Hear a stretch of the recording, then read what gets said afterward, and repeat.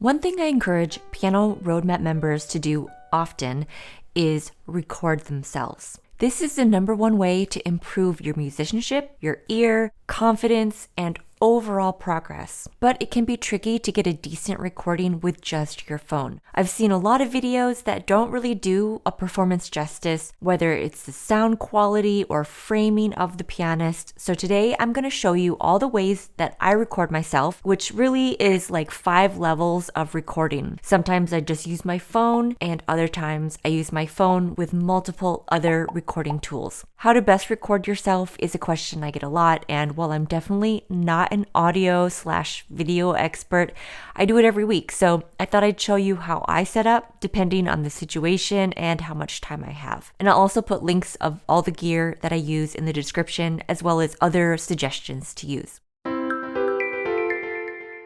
First, some general tips. Try to make your environment as quiet as possible. So turn off your fans, heater, AC, basically anything in your room and house that make a white noise or any kind of hum should be shut off. Also shut all your windows and your doors. Now these sounds aren't very noticeable in everyday life, but they are much louder in recordings.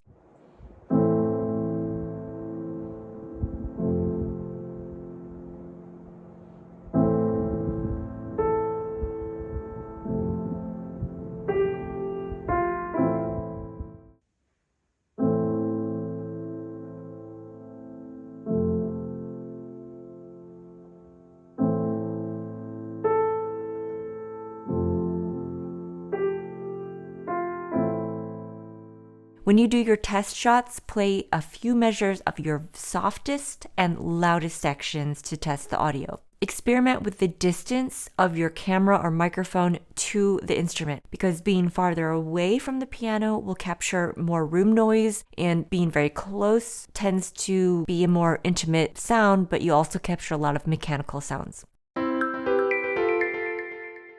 Using just your phone without any other props requires a little creativity. The main task is to have something to prop your phone on to get a good view of yourself, and I recommend always using a protective case so that if it falls off your makeshift recording prop, you still have a working phone without a cracked screen. So this is my favorite close-up shot, and I just rested on the sideboard thing here. My piano has a screw, and I put a pen in between that and my phone to make it a little bit more stable. Again, please put it in a case. This is a nice aesthetic, but if you're looking to observe your technique, you're going to need a wider shot so that you can observe your upper body and your arms. So find furniture to prop your phone on, and remember that you can always crop the video later.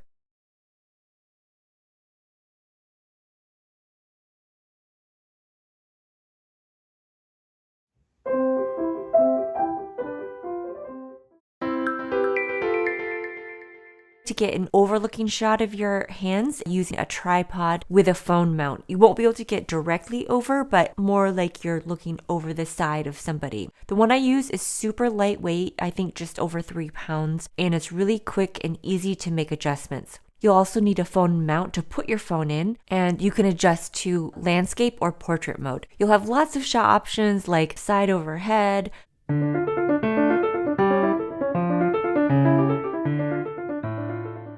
a close profile, or even a tight shot of your hands.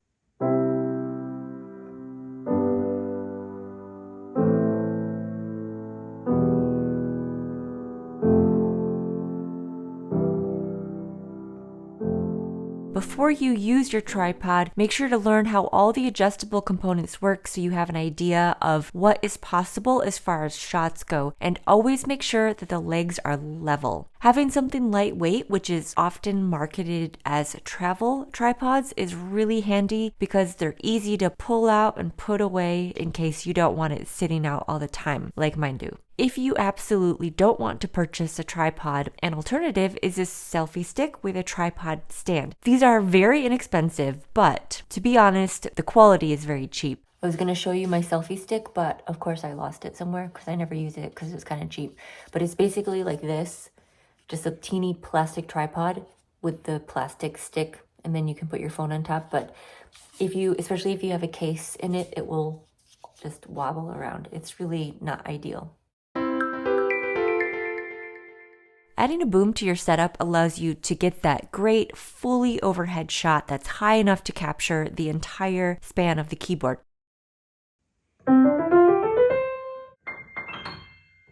It also gives you way more options for shots in general.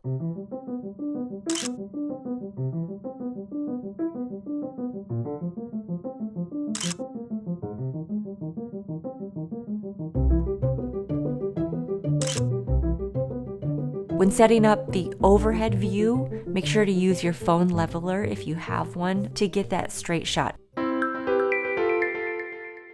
If you want something to look more professional, good lighting is a must. I typically use a light dome, which requires a light source and a light stand. There are other good options as well if you don't want all of those things. I even get creative with a desk lamp sometimes. It's a harsher light, but when I want a spotlight effect, I shine it directly on my hands and then go into Final Cut with the dim filter. So this takes all the lighting down just a notch and creates a nice stage spotlight effect.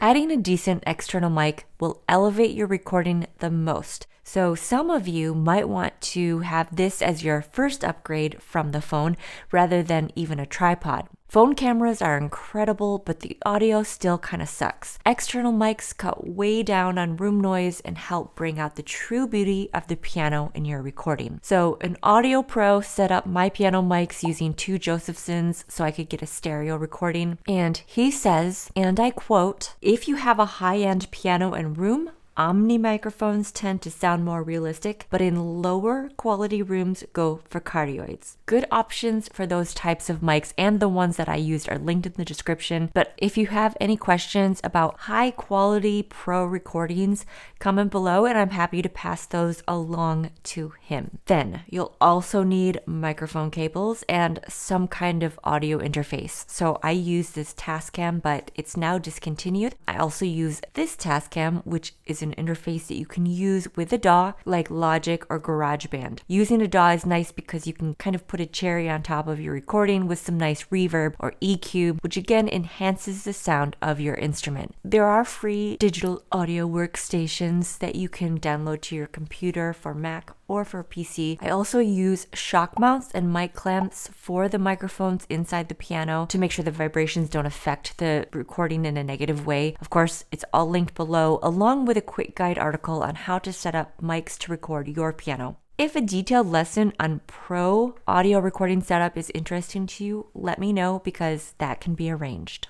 Whatever setup level you decide on, experimenting with camera angles, lighting, and mic placement is a must. The more gear you add, the more time you spend away from practicing the piano. So consider your ultimate goal in recording yourself. Why do you want to record yourself? Is it to improve your technique? Then maybe all you need is a good tripod. Is it to express your creativity and share with friends and family? Then maybe you want good lighting and an external mic. Anyway, I hope this was helpful. Take what you can and apply it to your practice routine, and I'll see you next time.